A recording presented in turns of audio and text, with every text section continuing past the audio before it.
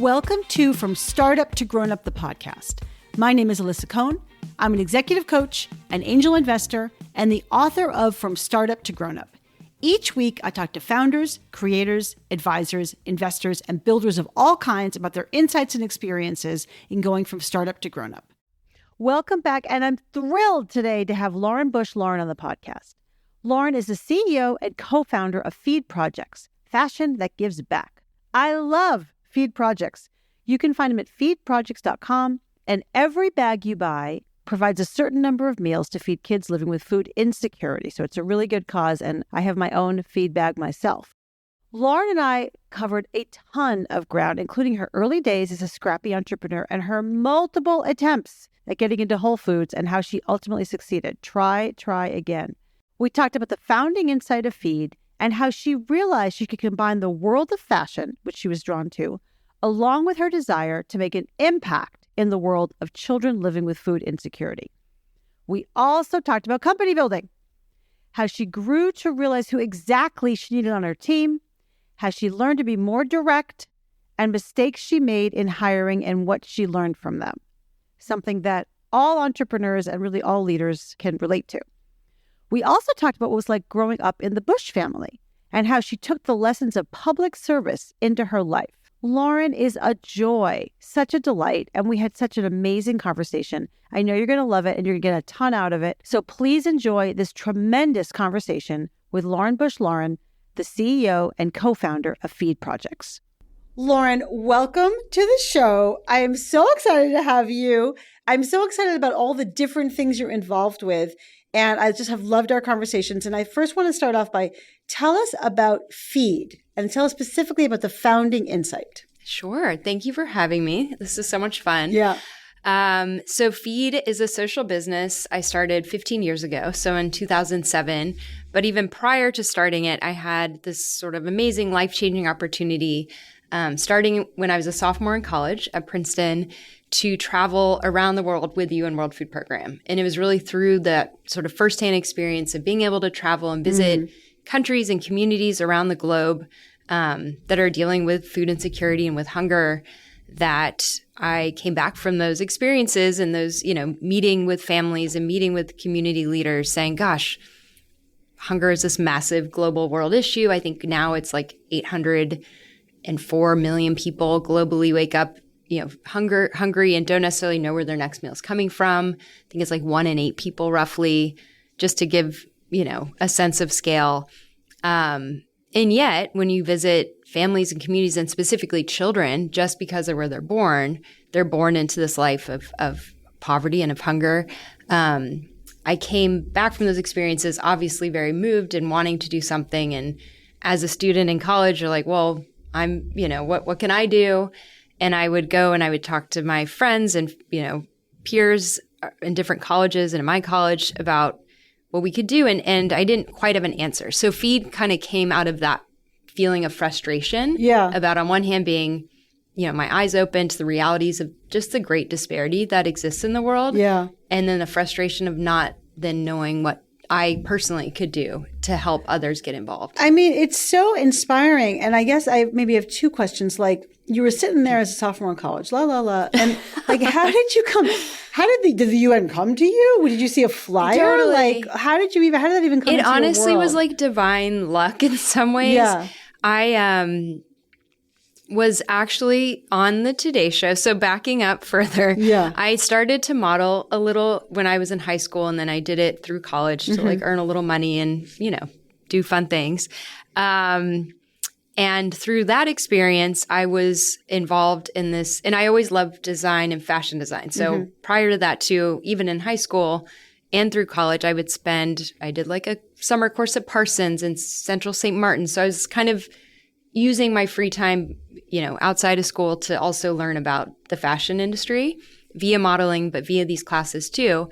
So an opportunity came up just through all that. I forget even how, now that you're asking, to basically design a wedding dress, and that the funds from that were going to be used to help a women's charity. Oh, so I was like, great. So it was like this random project I helped do with other, many other people help participate too. But I was selected as like the spokesperson for the project to go on the Today Show to talk about this project. And as luck would have it, the UN World Food Program was like tuning in that day, a representative there, a communications officer, and saw like, oh, this is a college student who clearly has cares about world issues and a cause. Maybe she would be good. Yeah. So it's kind of a weird, funny thing. And yet at the same time, in college, I was taking, ethics classes about development work and actually was, even thinking about hunger as a world issue and grappling with that. So philosophically and like intellectually, it was something I majored in anthropology. Like I was just interested in that. So when I came across the World Food Program's radar and they were looking for a student ambassador, essentially to get more young people aware of world hunger and active in the fight to end world hunger. And they designed a website that I helped, them design to get students active. So it really was such luck. But obviously in meeting them, I said, I really want to understand the issue. I want to know that I'm being effective for what you need me to be effective in order to engage students. And that's how I was able to go on a few trips with them to really see firsthand and really learn firsthand about the issues of hunger. That makes so much sense because it's, at first they would be looking at you because you were involved in this charity thing because of your design background. But like little did they know that you were also an anthropology major and that you had this sort of ethics, philosophical kind of leaning. So actually it was like a prepared mind for you. Like the marriage of a couple of things coming together. It was so it was just one of the most fortuitous things in my life. And so when you were I'd love you to hear just maybe one or two experiences of what it was like when you were in those places, because then you also I understand that you were moved and I definitely want to hear about that. But then when you came back, you said, well, obviously I had to do something. Well, actually a lot of people go and see things that they don't have to feel that frustration and they have to do something. So first of all, maybe share a story or two from those experiences. And then what was the inner drive that brought you back to make a difference? Great question. So in terms of experiences, I mean, gosh, it's hard to pick a few out, but I guess, one that is extremely emotional still for me, it was the very first trip I took with the World Food Program was to Guatemala. And the very first stop on that very first trip, so it's like brand new to all of this, was in, very rural Guatemala to this, what's called a therapeutic feeding clinic, where essentially kids who are very malnourished are taken and sort of, they try to revive them with like nutrient-rich, calorie, rich foods and interventions.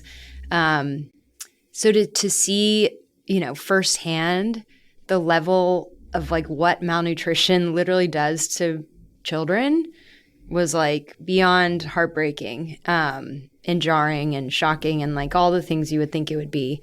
And one of the little boys I met kind of on the way out, literally I could like cradle him in my arms. I now have kids of my own. I didn't at the time. And he looked to be, I would say 3 or 4 years old from his physical size, like his height and weight. And he was clearly in pain, like clearly, suffering. And he was 7 years old. So just the physical manifestations of what happens when you're that severely malnourished. And then so we kind of gathered cried and gathered ourselves and went to the next spot that the World Food Program wanted to show us. And that was a school, like same community, same village. And the school kids were laughing and playing and curious. Like it was the vibrancy you expect and curiosity you expect from kids. And it was extremely, bare bones school. I don't even know if they had electricity. I'm sure they didn't have computers, like super basic. And we came at lunchtime. So the moms of the community were preparing, I think it was like tortillas and some sort of, stew. And kids were lining up and getting lunch. And they were just, you could tell, just healthy and learning and vibrant. And what I quickly learned was, gosh, school feeding is just this amazing answer to not only hunger, but to poverty in many ways. Because by feeding kids in school, you're getting kids to go to school and stay in school longer. And that's just what I was, then able to see happen around the world in different ways. And it's what our government is able to help subsidize here in the U.S., which is awesome for free and reduced price lunch meals. So school feeding specifically became like, wow, if people just knew how effective this program is and how much it can change a kid's life by not only guaranteeing that they'll get this meal a day, but that they'll, because of that meal often, go to school, stay in school longer, with that education, hopefully break out of the poverty cycle they were born into. Right. And one other little tidbit, like I was in Kenya and I met, it was Rwanda. And, you're talking to kids and, when you go to a school here and you're talking to kids, like one of the obvious like go-to questions is like, well, what do you want to be when you grow up?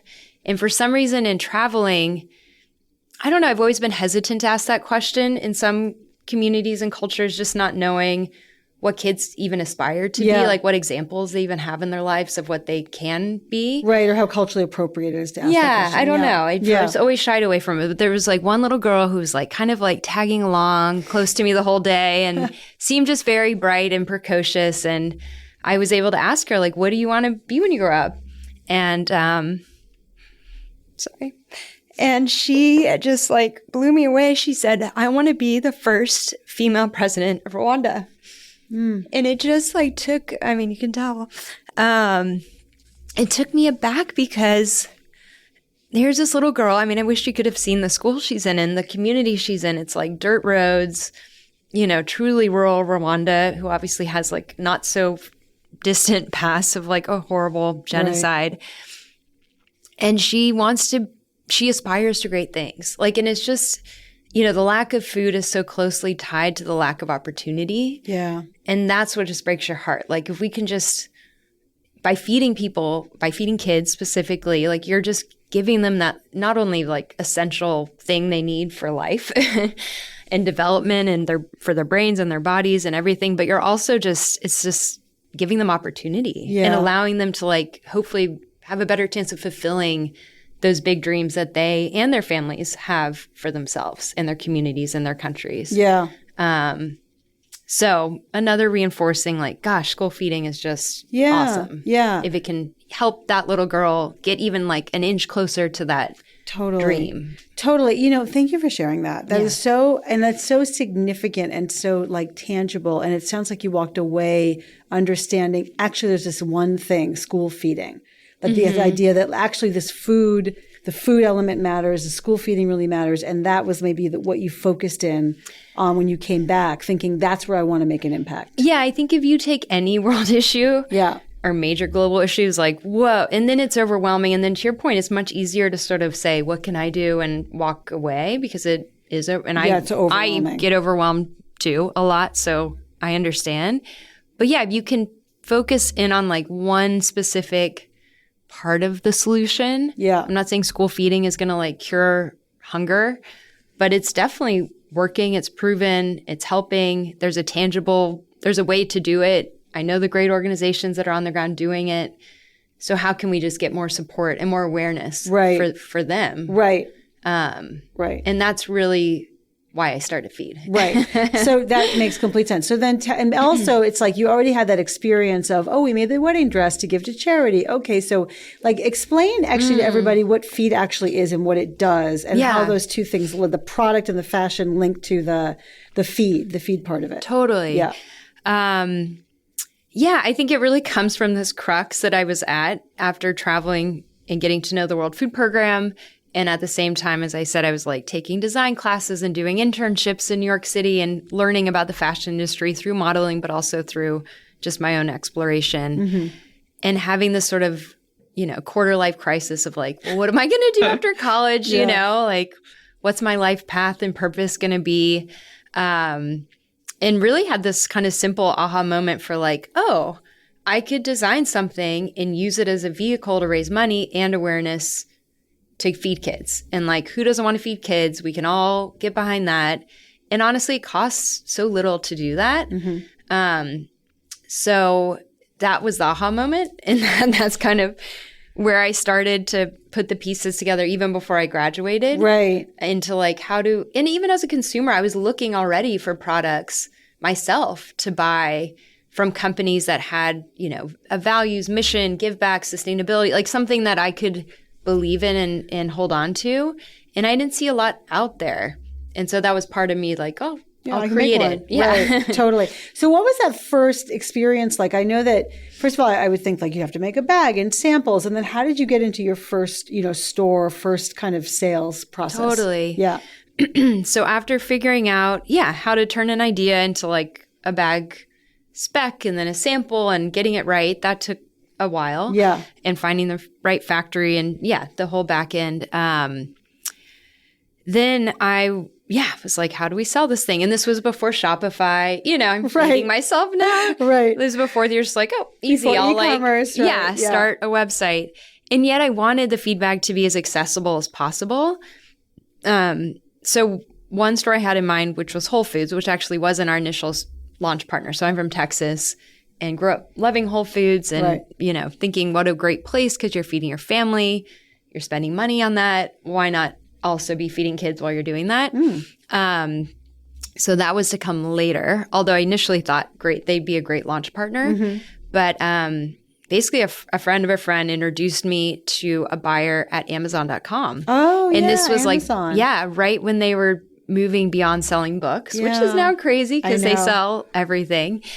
And they actually built for us a little like landing page that had a ton of information and videos and pictures and like really brought the story of Feed to life. Were they interested in the mission when they did that for you, or I think they must. I mean, it was like, oh, well, it's a new vendor and we're new at this. No, I think whoever I was working with, and I wish I knew that person's name to give them a shout out. Had a heart for what we were doing, and clearly, I guess at the time they had the freedom more to do landing pages and things that I think now probably they don't. So my friend coded like a very basic feed website, which just when you hit buy, linked to Amazon. Okay. And they did all the fulfilling and et cetera, et cetera. So that's where we started. Yeah. For the first few years. And I'm not sure if we've actually said, so the idea is a certain amount of money goes to explain the model. So for every feed product we make and sell, there's a number on it, and that gives a certain amount of meals to kids around the world. So it's meant to be very tangible, very measurable for consumers. So it's not, you're doing something good and you know exactly kind of the impact number. You're helping have. Yeah, my new feed bag has 50 on it. Yes, well done. Yes, thank you. That's amazing. So then you're able to kind of feed the children, and it is very tangible on each feed bag, and actually it's embedded into the design in terms of what you've just done and the impact you've just made. That's beautiful. So then tell us how, because I know there's a beautiful story about how you got into Whole Foods. I think it's a very entrepreneurial story. So explain that process. Yeah. So again, I kind of wished Whole Foods to be the first, but they weren't. Amazon was amazing. But I still was like, gosh, Whole Foods would be great for feed, given our mission. And before I even had a bag prototype, so when I was still in college, I was on like a school break at home, went with my dad to Austin, who had some work there, like literally went to their headquarters and knocked on their door and got a meeting with someone who was very kind, but was like, that's great, but like we're really focused as a organization, as a foundation on obesity, not on hunger. Which I was like, okay, but like I'm not asking you to change your like philanthropic mission and strategy. I just want to sell a reusable bag. Within the cost of that bag will be, school meals, a donation to give school meals. Would you be interested? And she, again, kind of lovely, but got pushed to someone else, and it slowly died. Yeah. And that's when I was like, I need to take this a step further and at least have a physical bag prototype to share and to show. I think that's like a great entrepreneur lesson I've learned over the years. Like, it's one thing to have an idea, but it's a whole nother thing to actually have a product. A physical product. Or like a picture of the website kind of thing, or like a product. As real and as tangible as you can make your ideas. Yeah. It's so much easier to sell. It's very important. And even the fact that we were already selling on Amazon, I think really helped us then eventually get into Whole Foods. So fast forward, still in college, bag prototype now, finalized, very proud of it. And John Mackey came and spoke at Princeton. So I, of course, went to his talk and was super inspired, like weaseled my way into this little smaller dinner he did with a handful of students after, sat next to him. And I'm not an aggressive person or a salesy person, but I put my bag like next to him and positioned it. Right. And sort of waited like towards the end of dinner when I was like, oh, I have, an idea I'd love to show you. And he was very kind and listened and then sort of passed me off to his deputy. He was there who passed me off to another. Yeah. And again, I was like, but I have the bag prototype this time. And I talked to the head guy. And long story short, it took sort of graduating, again, getting feed, selling at that point on Amazon. Mm-hmm. It felt more real. And then a gourmet food buyer from the Northeast region connected, us to like a junior regional marketing person who's like, oh, this is great. And at the time, it's also so much about timing, as is anything in life. But at the time, Whole Foods was still using plastic bags. They were just getting ready to ban plastic in their stores. So really ramping up reusable bags. Yeah. It's hard to remember a time now because they're a leader in this. And that regional marketing person really believed in it and took me around to 12 different Whole Foods regions, like a road show. And we sold the bag into every region. So it ended up being this nationwide launch. Oh, wow. Which was awesome. And the result of which, because it was so big, was that we were able to fund all the school feeding program for Rwanda for 1 year through the World Food Program. Wow, that's Isn't amazing. that cool? Amazing impact. Yeah. It was awesome. So good. And that bag was not a purse. It was sort of a reusable shopping bag. Yeah. With a big, and that was like your first thing where I remember seeing you all with the big FEED on it. Yeah. We still have some of those the Heritage bigger branding. Yeah. But Heritage, reusable. And it zipped up into a little pouch, a burlap pouch. So making it super, functional and easy for reusable grocery shopping. So relevant for Whole Foods. But I think when you say timing is everything, totally agree. But also interesting to note that actually John Mackey, the CEO and founder of Whole Foods, was not the person that could help you get into the stores. And that it's also about who you're able to connect with and what's the appropriate person to do the appropriate thing you want them to do. That's exactly right. Yeah. My thought, obviously, going in was like, oh, he can move mountains. He's the boss. Yeah. And it often really is the doers on the ground who are going to actually get it done. Because, he has much bigger fish to fry. Yeah. And not that he didn't want it to happen or he didn't care about it, but it just wasn't a priority. And yet for this regional marketing head, it was a priority. Right. So. And she really got it. Yeah. And it's also, we'll talk about leadership in a little bit, but just also what I talk about with my CEOs that I coach. And the truth about leadership is when you're the big boss and you tell them, do this, actually it's counterproductive. Actually, that kind of power is not very helpful in getting things done inside of a company. So he probably also realized he can't just, first of all, he's not necessarily going to champion your idea. It's like, you're an idea. Okay, good luck. I'll pass you along. But even if you were going to champion it, the truth is you can only use that tool once or twice, that kind of big, this shall happen, sort of school of management and leadership. Totally. Yeah. I could have used your advice 20 years ago. So at the time, it's baffling. You're like, oh. Yes. But I think you like it. So let's just do this. Right. Thing. But agreed. Now I understand how that dynamic works. Right. Better. Totally. And it's be nice to everyone. You never know who your internal champion's going to be. Love that lesson. So true. And you never know. So many times we've worked with someone who was in this position and now they're at a whole new company in another position. And if they remember you fondly in your company, that opens doors. Yeah. And if they don't remember you fondly, that closes doors. Yes. Life lesson, people. I know. I hope you're all listening. Yeah. This is gold. It's so true. Yeah. It's so true because, the world is small and things come around over and over again. And someone who you think may not be influential can be very influential. Yeah. And so I think be nice to everyone is a good rule for many, many reasons. Something I'm constantly relearning myself, actually. Yeah. So speaking about leadership and your understanding of that now, I guess I'd love to turn to your company. And I know that you've had, some expansions, some contractions, kind of paint the picture of the journey of the company from 2007 to today. And maybe some of the key leadership lessons that you learned along the way.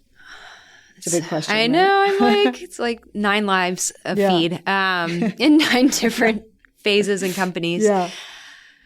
So many lessons. I mean, we've been everything from, a 3-person team, super scrappy, everyone wearing a million hats to, always on the smaller end, to a 20-person team, to a team that has, half consultants and half full-time and everything in between.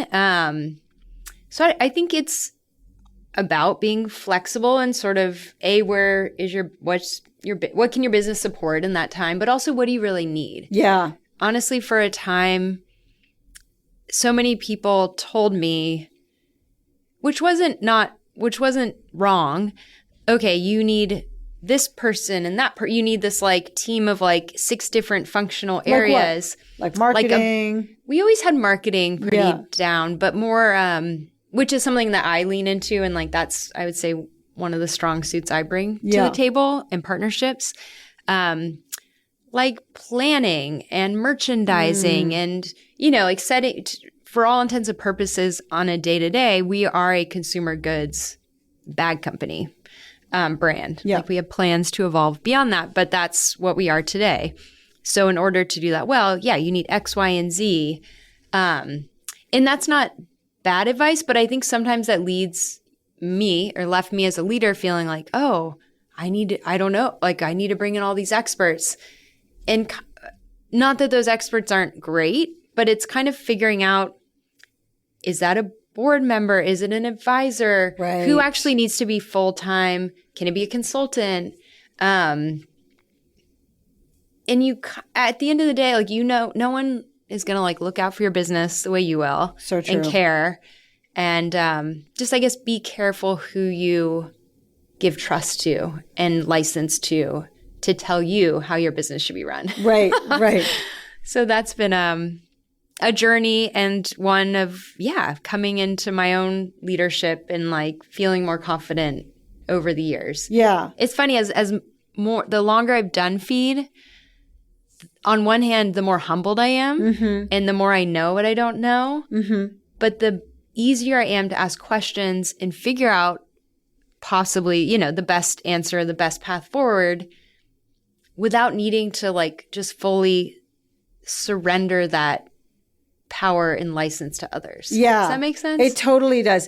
Could you give us an example of like people were giving you advice? You don't have to name names, but like people were giving you advice and you sort of did that. Like maybe you hired on the CFO or the planner or whatever, and then you realized this was not the right thing for us at the size. And then now the kinds of advice that you're getting and how you kind of think about that differently. Can we think of a specific? Yeah. Yeah, gosh. I mean, I think it's exactly that, like feeling like we need this big team. Yeah. When in fact, not that the more smart people obviously working alongside you and doing a good job, obviously the better. But you do realize how much like a mishire or, hiring someone who maybe doesn't have the right skill set is like slows you down. Yeah. So I'm trying to think I mean, we did have a CFO for a time who kind of just couldn't quickly build us a good P&L. Like we were flying blind for years and yet paying this person's salary. Yeah. So, there's things like that. I think sometimes that's also about not at the right scale. Not like at the right scale. Bring in maybe even like a big deal CFO or like a big deal executive, and totally they kind of need 10 people around them to operate. And I've tried. You're like a scrappy startup, right? Yes. And you need them to get their pencils involved. Yeah. Right? So much of the interview process, it's like you're pitching and you're selling your company, but at the same time, I've learned to really level set and be like, here's, the team. Here's what your day-to-day will be like as I see it. Like, are you prepared? And I've definitely made that. That's a great example. I did hire someone to come in as sort of, a president level person in the past who only came from big companies. Yeah. And she very much said, right, she knew our size. I was as transparent as I could be in hiring her, but at the same time, and she wanted to do something entrepreneurial.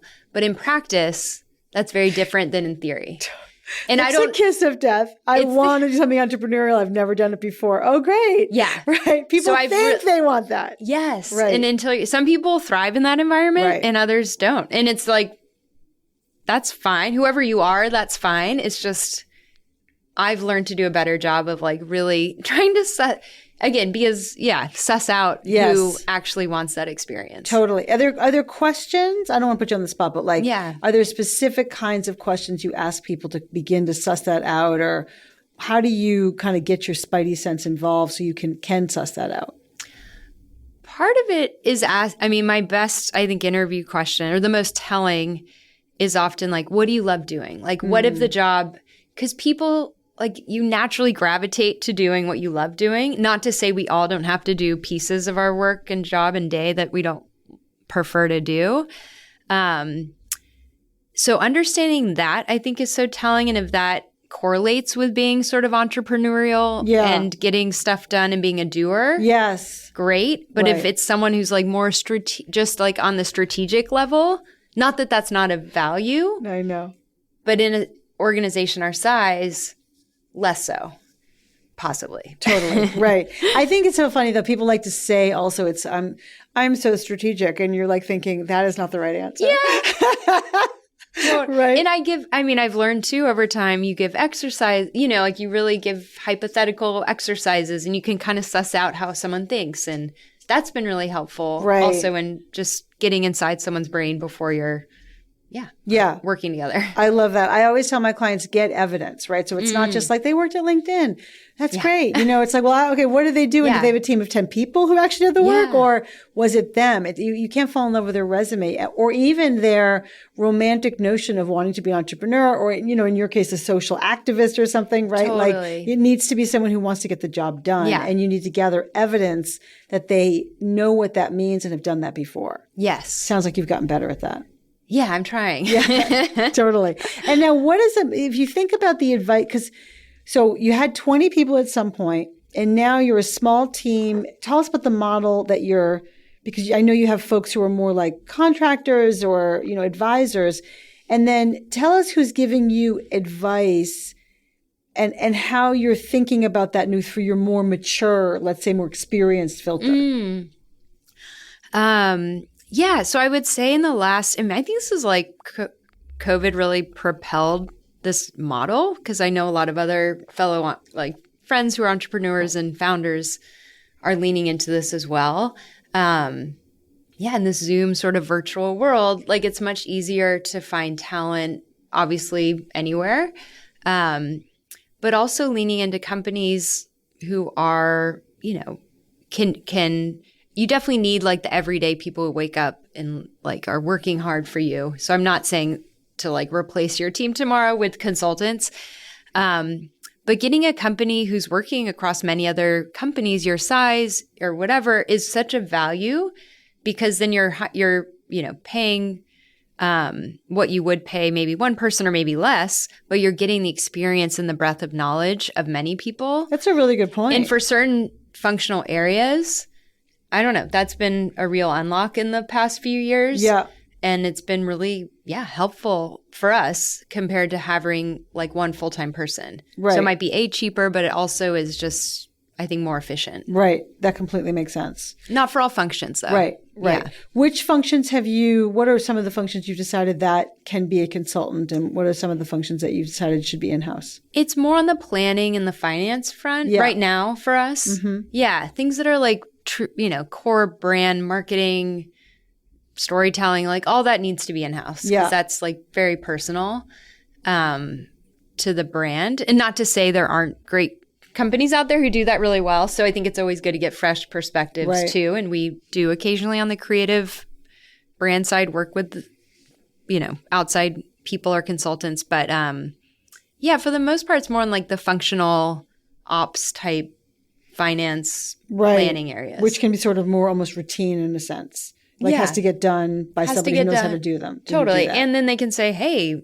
that line item is like too high. Like they know, they have knowledge from other companies to say, look into your fulfillment. Like maybe that's too much. And you're like, oh, great. Like, thank you for that perspective. Totally.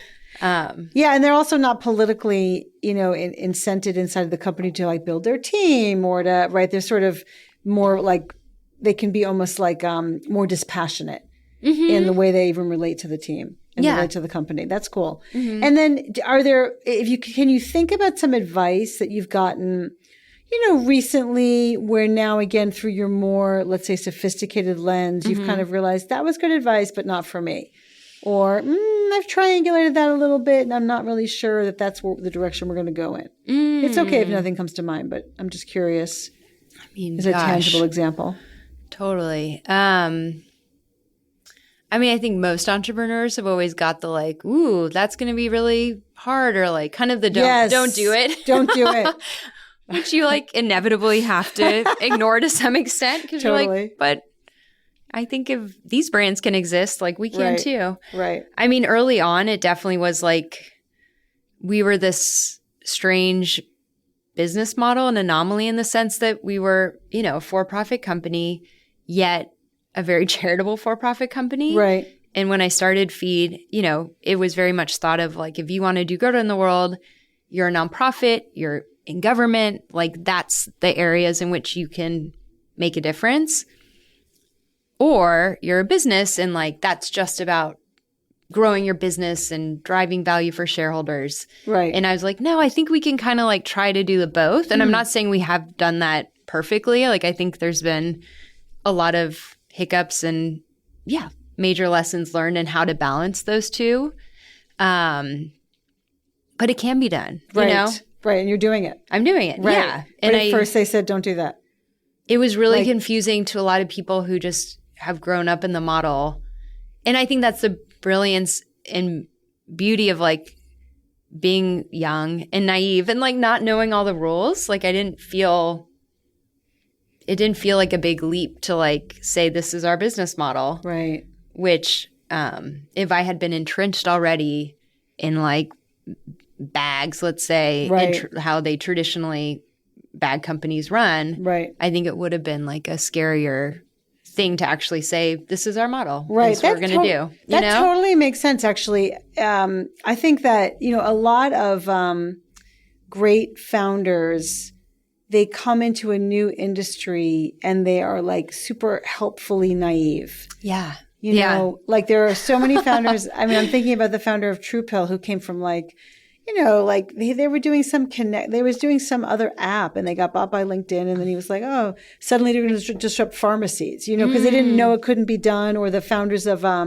Flatiron Health who came from ad tech, you know, and I, you know, I think what you're saying is that you were not encumbered by the sort of understanding of what the bag industry or frankly, what philanthropy should be. Yeah. Even charity, you were not encumbered by any like perspective on those two industries. Yeah. I think that was extremely helpful. Yeah. And had I been encumbered, I don't know if Feed would be around, honestly. Right. And it took explaining early on to even stores and companies we want to do business with, because they would often direct me to like their CSR department. Right. Which is lovely. And I want to talk to those people. But like, I want to talk to your CMO and your CFO and I want to do business with you. And by doing business with you, we will be able to give back. Right. And we will be able to sustain and grow our business. Right. So it took a lot of explaining early on. I'm happy to say because the world has evolved and commerce has evolved as it has, we're not an anomaly. Like it doesn't take as much explaining. Right. Which is cool. Like that's so neat that this has been the way things have gone. Right. Because now you have peer companies too that are doing the same kind of thing with the give back element of it. I mean, we started right around Tom. So like the two of us were again kind of anomalies, but like Bombas now. I mean, there's so many. Patagonia, look how cool that is. I know. So I know, such a mark. So you as an entrepreneur, so there you are like, oh, why can't we do this with bags? Like I'm so naive. That's great. But then also, you know, as an entrepreneur, the entry level position is leader. And that's certainly true for you because you were a kid out of school pretty much. Totally. So like, I'm just curious, what were the hardest elements of management that were hard for you to learn and how did you learn them? Oh my gosh. Still learning, by the way. Every day. Every day. Every day, all of us. I've always, I think this on the strengths front, always been like a very collaborative, like servant leader mentality, like cast a vision, especially because of our mission. That's just been that's how I operate and that comes easily. Yeah. What doesn't come as easily is like accountability and like OKRs, like setting, you know, like giving people the structure, which they want. Yes. They want feedback and they want, you know, like I've learned that over time. So initially where Feed was like, la-di-da, like we'll tackle this together and we're just one big happy flat team. There's still a lot of that, by the way. Yeah. At the same time, yeah, I really respect and appreciate the fact that like people want a hierarchy and like they want to know their goals and what structure they're working in and what's to be gained by that. So I think I've had to learn how to put in play that accountability piece for the team as well. And that kind of structure and that kind of goals, probably. Yeah. Mm-hmm. And so when you are really trying to explain to somebody, no, I'm serious, this is your job, or like, no, I'm serious, you missed this goal, or whatever. Like, what does that look like for you now? Like, what have you learned to be able to say, or how do you set up a context to make sure that you're more clear? Like, how have you grown, let's say, in terms of holding people accountable and clarifying goals? And again, I have a lot of work to do on this still, if I'm really honest. Yeah. Yeah, I think it's about setting the bigger vision, which again comes easier for the company, for the path forward. And then it's like, how does that trickle down to people? And it's not, yes, people take their work and their performance very personally, as do I. Like we're humans, and that's like the messy part of being a human and working with other humans. Yeah. But I do think there's a way to be kind, transparent, direct but also, like holding people to standards and making sure it's just understood. So it's having the courage, I think, to just be direct. Yes. Which is tough. It is hard for people. Maybe as a woman too, it's like extra hard for some reason, like been conditioned not, to maybe a Southern woman thing as well. It's like, that's right. Conditioned to be, really sweet and nice. But at the end of the day, I mean, ultimately, if it's an unhealthy dynamic, let's say, within the company, that will keep playing out until it comes to a head. Yeah. And I've learned to more quickly recognize when that's the dynamic and have to like address it more quickly. Yeah. Because otherwise, not only does that person create, like the whole team suffers and thus the company suffers. That's a great point. I think that's so significant. I had Paul English on the show. He's the co-founder and former CTO of Kayak. And he said, I have a contract with the employees. And if I let somebody around and don't kind of correct bad behavior, then I'm letting down everybody else, all the other employees. And you don't always think of it that way when you're like, oh, I'm so uncomfortable that I have to talk to this person. But if you think about the bigger picture and the company. That's exactly right. It's so important. Yeah. You take it out of just the one person and that dynamic and you put it. Yeah, you frame it that way. I love that. Yeah. That's so true. Yeah. And so if you're speaking, though, about like, oh, we're all one groovy family and like, and you're a Southern belle, right? And you're so nice. I know. But like, then if you think about culture, have you been sort of deliberate about building culture? I mean, I can only imagine that there's something important there because you're on such a mission. Yeah. And then also, how has that changed as the company has kind of grown and then it contracted and there's remote people? Like, I know. It's What's the journey? I know. What's the journey of culture that you can share? I think culture has always been one of Feed's strong suits, which has been a joy and a pleasure for me being a part of it for 15 years. My right hand, Christina, my COO, she's been with the company 13 years. Oh, great. Yeah. I've, another girl, 8 years. Yeah. We've had like long timers. That's so helpful. Which is awesome. Right. Especially in COVID where you're like, we're like not seeing each other every day and you just don't have those human interactions in the same way. Totally. So to have that year after year trust that's been built has been huge. And, on the cause side, this was a pre-COVID thing. Like we would every, 2 to 3 years, we would go on a team trip to actually see the school meals, like to really bring it to life. That's so powerful. Because it's one thing for me to say, oh, here's the cause that I saw. Right. And the need I saw and the kids I got to visit. But it's another for people to have their own experiences. And I think that's hugely important. And I'm kind of itching to get back out there myself, but also to have my team go and experience that again, to be reminded. Right. Because I think you do need those, even though Feed is so mission oriented on the day-to-day function, like we need those reminders to keep us grounded in that purpose. Feed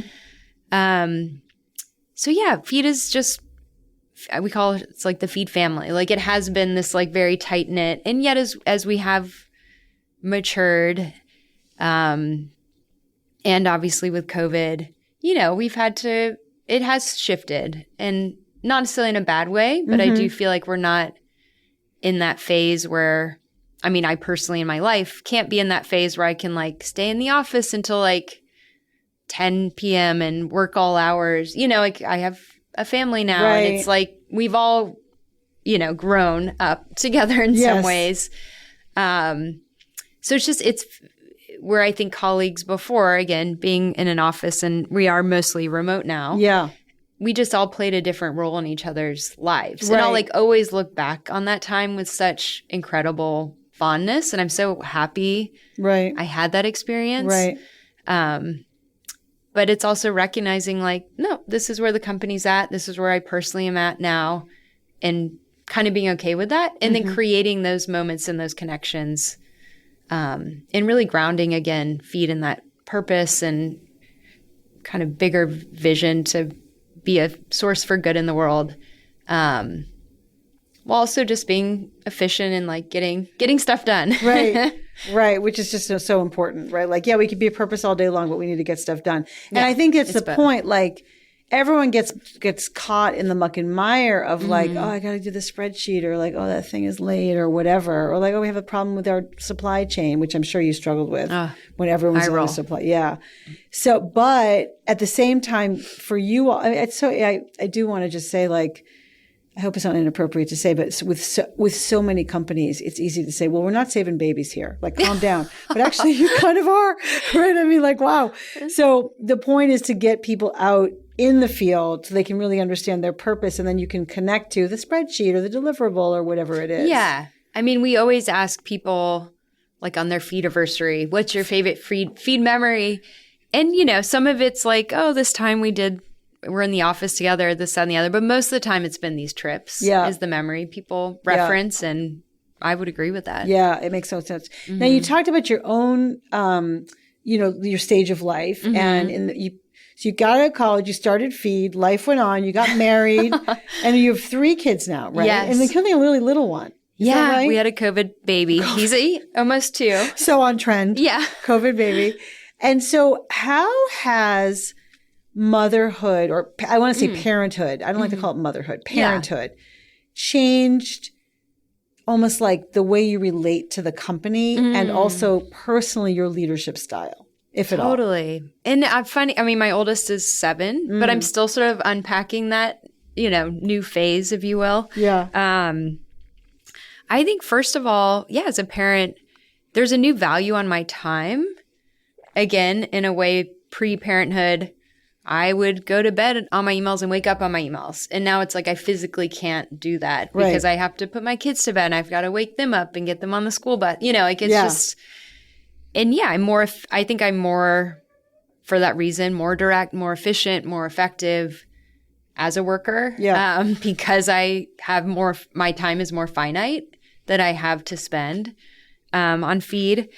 Secondly, I think I'm more definitely more empathetic to like coworkers who obviously are parents as well, or dog parents have other outside of Feed responsibilities, or work responsibilities because we all have a life outside of work, and that's important to value and recognize. And I think that's been probably one of the great reckonings of the COVID time period is like, we all were Zooming, like we literally got to see into people's lives in different ways, you know? True. Yeah. And I think we all got more empathy, but certainly in having kids, I have more, empathy for that. And then secondly, I'm definitely have more, it's funny, like I started this work caring about kids, but now in going on giving trips since I've had kids, like your heart just like is open in this whole different way. Yeah. Because you can more easily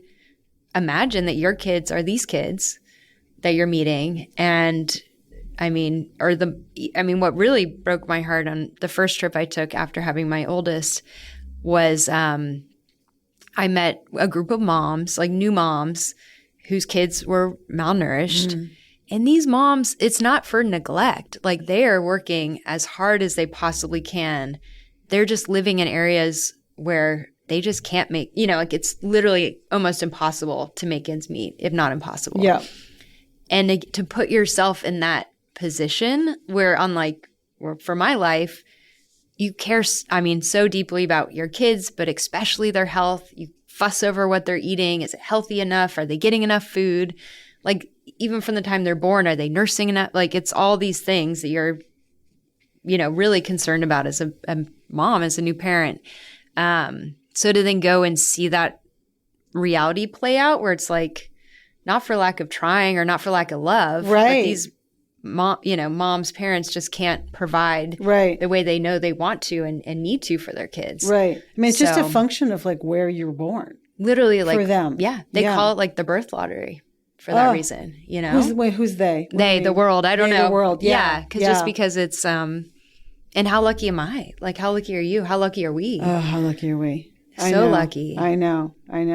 But I do want to just bring up, there is a contrast between the way you grew up, right? And sort of what you're seeing now. And I just think it's so remarkable. So you grew up in the Bush family and former President George Bush and Barbara Bush are your grandparents. And so you have this whole political lineage and, also I would just say privileged lineage.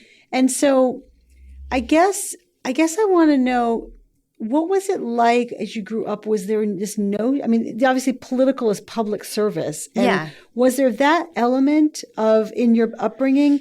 And then also, how do you kind of think about your own birth lottery, if you will? Yeah. No, I feel extremely fortunate to have been born where and when I was born. Totally. Grew up in the Bush family, obviously. And I don't know, political service or public service rather was just something that was never said, oh, this is what you need to aspire to or do in your life. But it clearly was the example in front of me and, something that I was brought up subliminally thinking, gosh, this is like what we should all aim to do. But I'm grateful that my family there was never my grandparents never directly said to any of us, I think even their kids, meaning like you need to do it by going into politics. Like they just wanted us to hopefully incorporate it somehow, I think, and go forth in the world and like make it our own. Did you feel that from around your family? It's important to serve in some way? Yes. But again, it wasn't a spoken like, this is what you have to do. Yeah. It was more obviously just an example I grew up around and a conversation I grew up around, like around, the family dinner room table and just the example I had. And even my mom, to her credit, who not in politics, she started a charity called Caritas. So it was helping homeless and abused kids locally in Texas where I grew up. So I also grew up being like exposed through her work to what it means to give back on a more local level and, going to women's shelters and soup kitchens with her that she was helping to fund.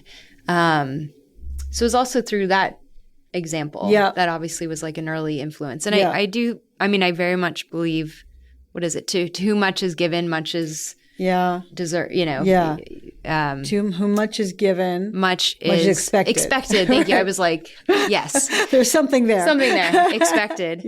I don't know, just as sort of an ethos to like live by. And it's on a selfish note, like it's so gratifying to feel that you're able to make a difference and make someone's day better or make someone's life better. Like what a neat feeling to have. I think, someone in my community, one of the sort of great leaders in the world, Frances Hesselbein, she died at like 107. And one of her expressions was to serve is to love. And I think that's, you sort of get the understanding of the feeling of being in service that is its own joy, actually. It is. Yeah.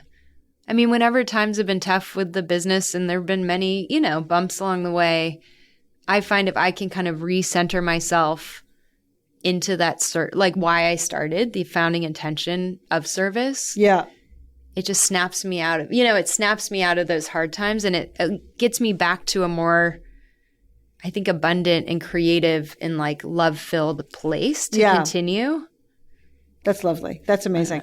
Lauren, you're so genuine. You're so, confident, frankly. And you come in here and you're so genuine and you're so down to earth. That's what projects. Well, it definitely projects that way. And also you were a model. So, I mean, there's something about your way that does project confidence. And you really created such a successful business and life. I am curious, like, is there anything, what I ask all entrepreneurs is like on the show, what have you ever experienced imposter syndrome? Oh my God. Every day. I'm like, I guess, yes. Tell us about that. People need to hear the inner workings here too. I know.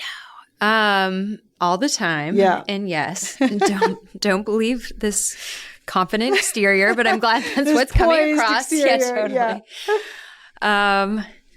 No, I just feel, we all compare it's hard not to, as a human, compare yourself to this company or that entrepreneur, this founder. And obviously that's only, that's going to lead to a lot of self-doubt. Yes. And what is it? Comparison is like the greatest robber of joy. Yeah. Which is true. Totally. So I've tried to also learn in my time as an entrepreneur to minimize that and accept that everyone's on their own path and their own journey. And I don't know. Yeah. That's more or less how I try to operate from, but it's hard, again, not to slip into that. For a while, actually, feed was here and there, and this crazy celebrity all of a sudden was carrying feed, and all these just this crazy momentum early on. Right. And I got to the point where I started to be I'd refer to myself as Forrest Gump. I just Forrest Gumped into these crazy situations and partnerships and this, that, and the other. Which I think was a way for me to express my imposter syndrome, because behind those Forrest Gump moments was a lot of hard work, and it wasn't total luck. A lot is timing and luck, as we talked about, but without good ideas and some skill to back it up, it's not going to come to fruition. So I've sort of learned over time to stop, even internally but also externally, referring to myself as Forrest Gump, right? Because it kind of belittles. It's so self-deprecating. Yeah. The effort and the heart and sweat and blood, sweat and tears that go into actually making stuff happen. Yeah. Are there any other tools that you use to combat your own imposter syndrome? Or practices? Work in progress. Honestly, I think it's every day is its own day, and every struggle, I live a lot. It's there might be a shiny exterior, which is what you need to create as an entrepreneur. Right. I find, though, one of the best things is I've cultivated a great community, a lot female founders, some male founders too, but founders, entrepreneurs who get those ups and downs you can be really real with. Yeah. And to have that community, or even a handful of people that you can call when you do feel like an imposter, who can just I don't know, snap you out of it, believe in you, but who also really truly, because they are living it or have lived it themselves, understand the journey of what it means to create something and have to be out there, selling it every day and uplifting your team, even if you don't feel uplifted, and all the things. So I feel really lucky, to have those friends. Yeah. A tribe is so important. Yeah. People around you. Yeah. Lauren, just two more questions. What do you wish you had known earlier on your journey? Everything. No. Great answer. Yeah. No, I mean, yes and no, because as we talked about earlier, to start something and go against the rules or the status quo, it was great to not know all the rules. I think it made me a little more fearless and maybe more visionary, blah, blah, blah. What did I want to know? I think probably knowing, so Feed is my first and only job. Mm-hmm.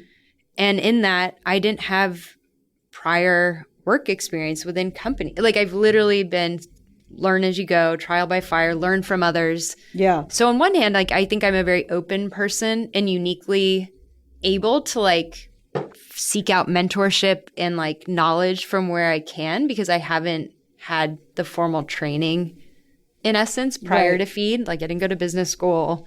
Yeah, I didn't have a job. So on the flip side, I think it's made me more open. to learning from whatever sources I can learn from. But I think on the other side, there are times in Feed's history I've been like, had I only known that, like I'd only known how to set that up, that would have saved us so much time. Like what? Like even, what is like a production calendar look like? Like what, like simple, basic kind of like retail 101, things that we have very much in place now, but it took time and it took other people coming into the company to help teach me to build. So just some of those like nuts and bolts, if you will. Yes. Oh my God. So well said. So true. So true. Yes, the nuts and bolts. And it's like, I didn't know there was a thing as a production calendar. Yeah. And you're like, what an unlock. Like, great. Exactly. Wow. What else don't I know? Yeah. Right? Yeah, totally. And what advice do you have for other founders as they go on their journeys from startup to grown up? So when I started Feed, obviously I was a CEO, but it felt like too big a title to own. Yeah. And over the years, and there've been times when I haven't been the CEO. I've hired a CEO. I am now CEO. And I finally feel like your book title, From Startup to Grown Up, like I finally feel like I've grown up enough to like own that title in a new way. And that can only come from like the many ups and downs and the many years and the many lessons learned. But I don't know. That's been a big part of my journey personally, is like finally owning that. Yeah. That's so well said. And, Greg Gallant was on my podcast. He's the founder of Muck Rack. Mm-hmm. And he said, it's crazy that on my first day of Muck Rack, my title was the same as the title of Tim Cook, the CEO of Apple. Totally. It's like, come on. I know. Yeah. That's great that you feel like you've sort of stepped into that role though now. Yeah. I mean, there's so much still to learn. I say that very humbly, but for many years I resisted even having that title.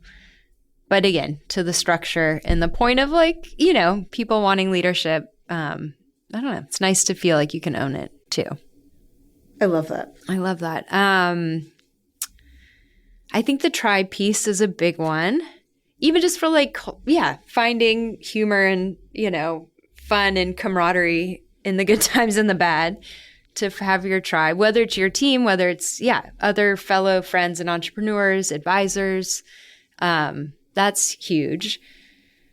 I think too, which I've too often done, like you blow past the good, like the moments that should be, you should stop and celebrate and really recognize. Like it's too easy to just keep running to the next hill to tackle. And I kind of look back and I'm like, I wish we had kind of just celebrated more. I wish I personally had even just taken more time to say, wow, that was great. Like to kind of relish in those moments. So I think for founders, especially because you are like drinking from a water hose and like learning so much and trying to be so much to so many people, to also feed yourself in that way. And take those moments to like take care of yourself, but also recognize what you and your team have done is important. Right. Celebrate those moments and relish those times.